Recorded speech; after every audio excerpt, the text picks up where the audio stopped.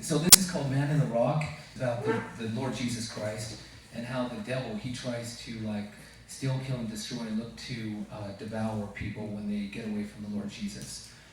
So it's an allegory about that. I'll start now. There was a young man who lived in the rock, out in a forest as part of his walk. His cave had a door for air to survive, but out monsters wished to eat him alive. And the monsters loathed the rock directly, because for them the rock was all deadly. Although they wanted to consume the man, they couldn't quite make it part of their plan.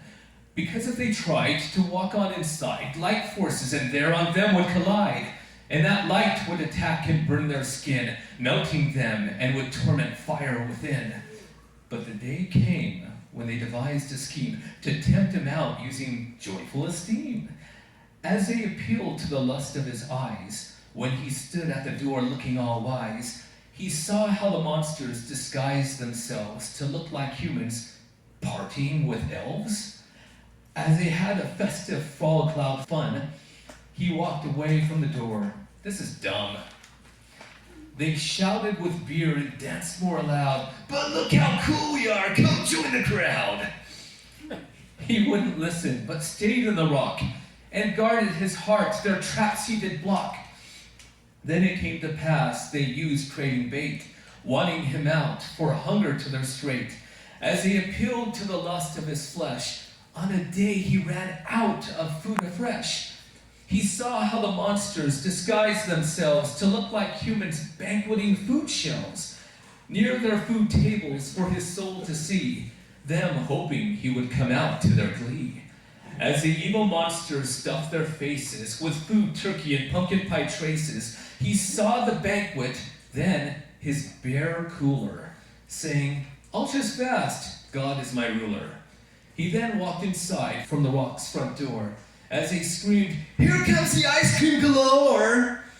Then blew they the food smell in the rock cave, sending allurements to come to his grave, for they wanted to get him where they were, because they hated him and were insecure.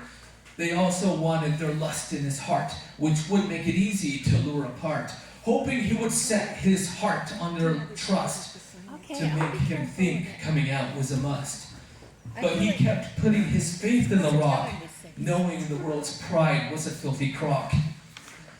He wasn't going to fall for their snares because he knew all their devilish cares. He also hated their vile, nasty lies, surrounded by ugly, stinking, foul flies. Then one early morning, it came to pass. He saw the monsters in doors front to sass. This time they tempted his pride aggressive, and showed their ill, ugly selves offensive. He made fun of his mother and family, screaming all kinds of cruel profanity, trying once more to hurt him and provoke, hoping he'll come out mad to their death stroke. Although they stood at the rock's front entrance, the young man did keep his good temperance. As they shouted vile filth past the cave lines, they wanted to add murder to their crimes. And when they got louder, the walls did shake. Suddenly came a nerve-wracking earthquake, and before his eyes down came a shower of stone boulders, crushing them to powder. The earthquake stopped. Then came serenity, finding himself in the rock's identity.